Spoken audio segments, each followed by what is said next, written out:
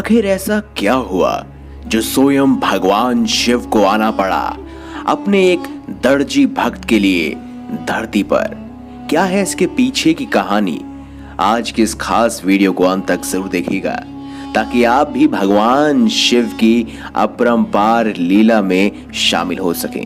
दोस्तों, आप देख रहे हैं मंदिर दर्शन। अगर अभी तक आपने हमारे चैनल को सब्सक्राइब नहीं किया तो श्रोताओं, देर किस बात की, चैनल को सब्सक्राइब करें और बेल आइकन जरूर दबाएं। आज मंदिर दर्शन आपको कोई मंदिर से जुड़ी जानकारी नहीं देगा, बल्कि आज हम आपको एक ऐसी सच्ची घटना से रूबरू करवाएंगे जिसके बारे में जानकर आप भी हैरान रह जाएंगे। तो दोस्तों, इस वीडियो को अंत तक जरूर देखिएगा क्योंकि आज हम आपको यहाँ बताने जा रहे हैं और दिखाने जा रहे हैं एक सच्चे दर्जी भक्त की कहानी जो भगवान शिव का परम भक्त था और किस तरह से भगवान शिव स्वयं उसके लिए धरती पर आए। रघु नाम का एक व्यक्ति जो कि उत्तर प्रदेश के रहने वाला है, वह भगवान शिव का एक बहुत बड़ा भक्त था। रघु बहुत गरीब परिवार से था। रघु को कपड़े की सिलाई करके जितने पैसे मिलते वह अपने घर को चलाया करता। वे कपड़े सिलते समय, कुछ भी काम करते समय बस भोलेनाथ का स्मरण करते रहता और सच्चे और साफ मन से भगवान शिव का जाप करता। दोस्तों, कहते हैं ना, भगवान अपने सच्चे भक्त की परीक्षा जरूर लेता है। बस फिर क्या था, रघु के पड़ोस में एक मुस्लिम परिवार से रहने के लिए कोई आया था। इस मुस्लिम परिवार में एक व्यक्ति ऐसा था जो रघु से ईर्ष्या भाव रखता था और कहता था, ये रघु मशीन चलाते चलाते निरंतर परमात्मा का स्मरण करता रहता है। इसकी मशीन चलने के कारण मेरी नींद खराब हो जाती है। मैं ऐसा कुछ करता हूँ जिससे ये परमात्मा का चिंतन भी छोड़ दे और इसकी मशीन भी गायब हो जाए। एक दिन उसे एक उपाय मिल गया। रघु किसी कार्य से दूसरे शहर गया हुआ था। तब वह मुस्लिम व्यक्ति पीछे से रघु के घर में घुस गया और उसने रघु की मशीन चुरा ली। जैसे ही रघु घर पहुंचा तो उसने देखा कि उसकी सिलाई मशीन चोरी हो गई है। पहले तो उसने यहाँ वहां बड़ी मशक्कत के साथ अपनी सिलाई मशीन को खोजना चाहा। जब उसे सिलाई मशीन नहीं मिली तो रघु अपने भोलेनाथ से प्रार्थना करते हुए बहुत रोया। रघु ने सोचा कि मेरे प्रभु को अगर यही मंजूर है तो यही सही। रघु बहुत परेशान था क्योंकि उसके पास अब घर चलाने का एक ही जरिया था जो थी उसकी मशीन, और वो भी अब चला गया था। भगवान शिव के भक्त रघु ने पुलिस में भी रिपोर्ट दर्ज नहीं करवाई क्योंकि उसने अपने परमात्मा पर सब कुछ न्यौछावर कर दिया और सब कुछ छोड़ दिया।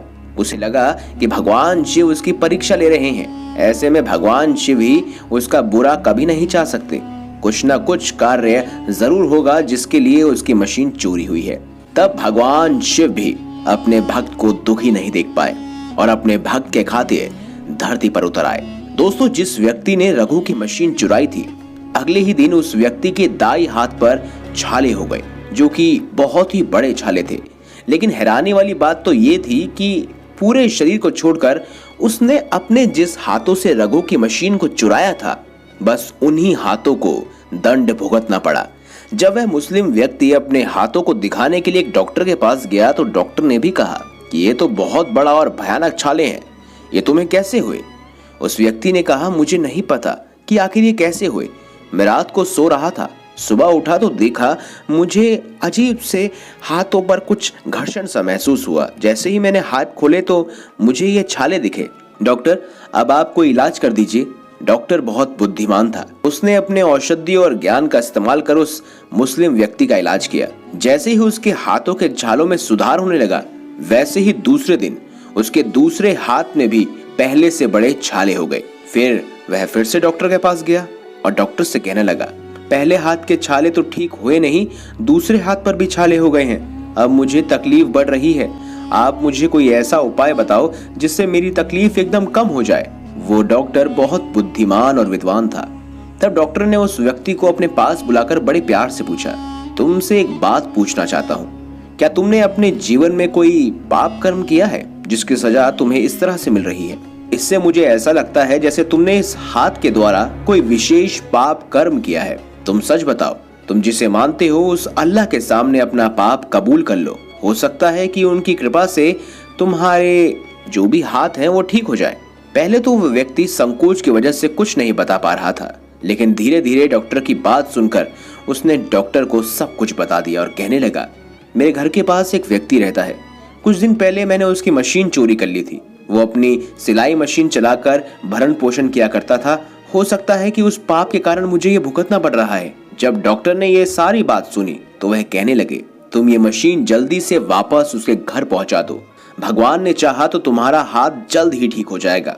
तब वह व्यक्ति घर आया और मौका देखकर दोबारा से रघु के घर में जाकर मशीन को उसी जगह पर रख दिया जहां से उसने उस मशीन को उठाया था। जैसे ही वह व्यक्ति मशीन रखकर अपने घर लौटा तो वह देखकर हैरान और परेशान हो गया कि उसका हाथ बिल्कुल ठीक ठाक था।